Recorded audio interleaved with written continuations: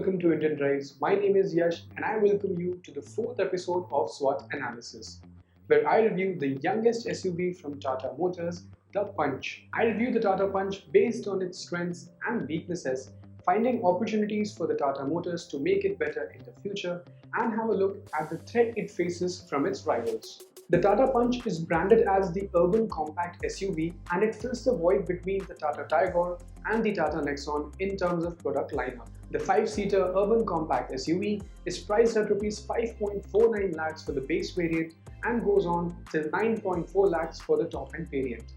The Tata Punch is offered in 4 variants: Pure, Adventure, Accomplished and the top-end Creative. It is only offered with one naturally aspirated engine and 2 gearboxes option. The Tata Punch comes with a BS6 1.2-litre 3-cylinder Revotron engine that produces 86 horsepower and 140 Nm of torque.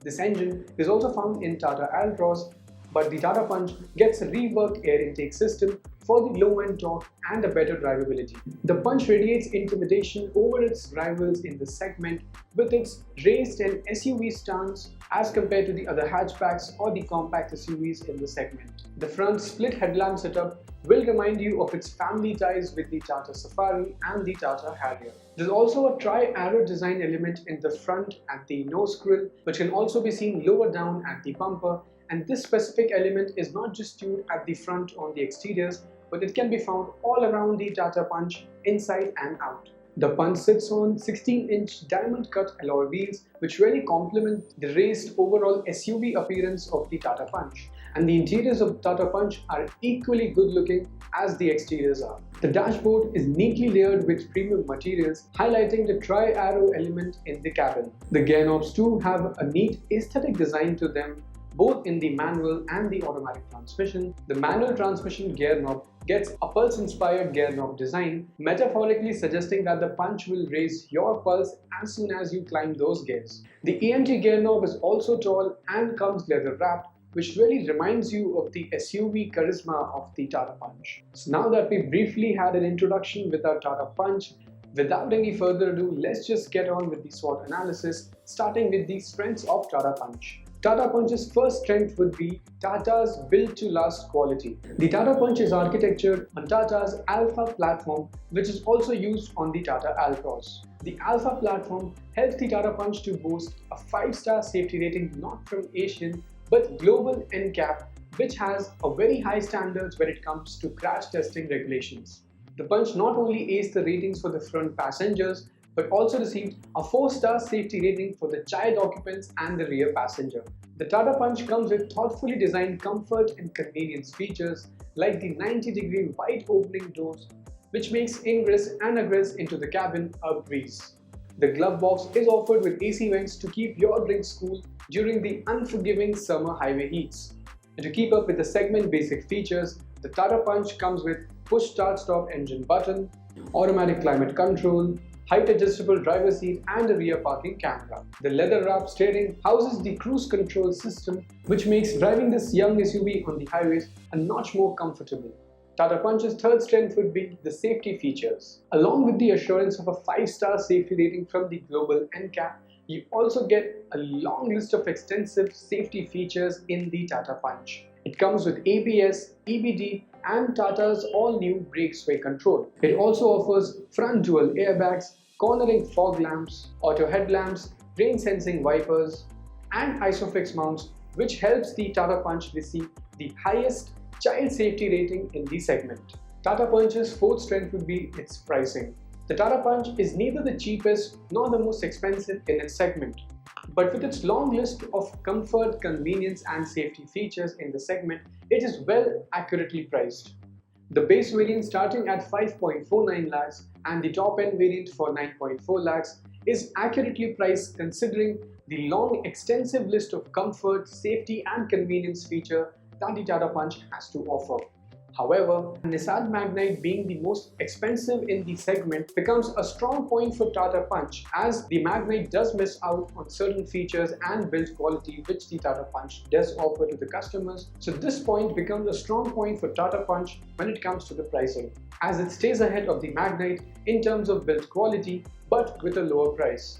Now that we know of the Tata Punch's strengths, let's have a look at its weaknesses. To be fairly honest, finding Tata Punch's weakness was fairly difficult, and the missing features were just a fly in the ointment, which could be overlooked considering the price and the feature that this car has to offer.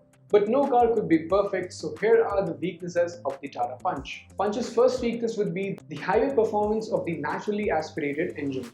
The 3-cylinder naturally aspirated 1.2-litre Revotron engine does its duty well in the city limits when it's driven at ease and a composed riding style. The engine is torquey enough to give you a short boost of acceleration for the city overtakes, and it doesn't really bother you. But when you demand the torque in abundance for the highway drivability, the Punch delivers more noise than the torque that it should be delivering. Tata Punch's second weakness would be that it does not come with any turbocharged engine option. In the times of engine downsizing and turbo-dependent engines, the Tata Punch is in the arena to take the jabs from the rivals with just a naturally aspirated engine. The rivals in the segment offer both a naturally aspirated as well as the turbocharged engine options. Considering the proportions of the urban compact SUV, a turbocharged engine option would be a great proposition for the enthusiasts. Tata Punch's last weakness would be its AMT gearbox.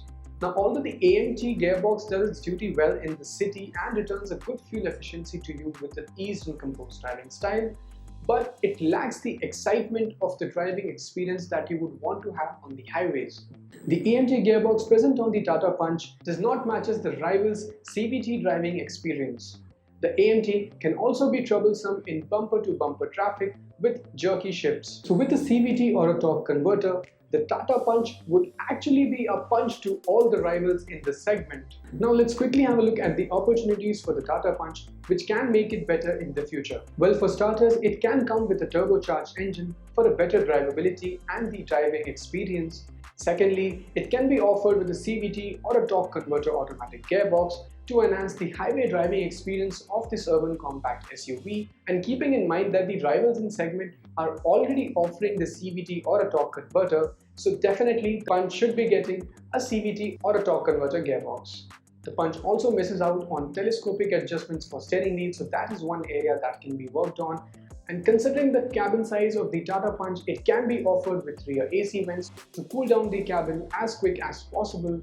And lastly, it can be offered with a full-size spare wheel. Now lastly, let's meet the threat to the Tata Punch in its segment. Tata Punch's first threat would be the Nissan Magnite and the Renault Kiger.